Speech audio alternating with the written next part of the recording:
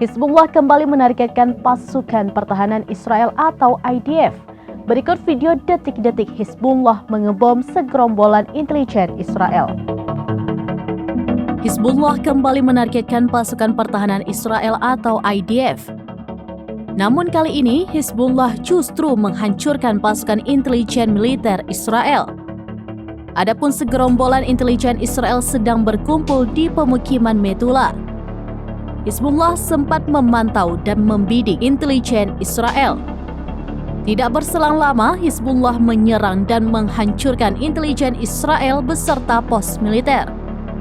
Akibat serangan tersebut, intelijen Israel meledak hidup-hidup.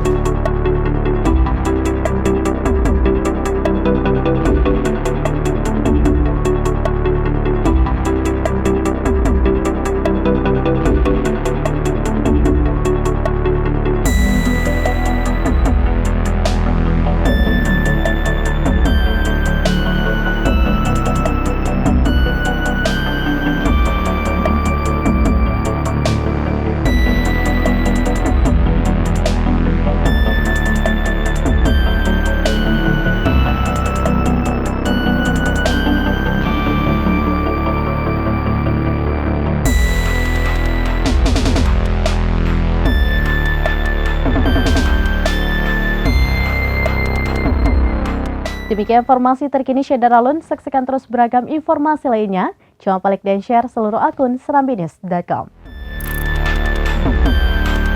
Download Tribun X sekarang. Menghadirkan lokal menjadi Indonesia.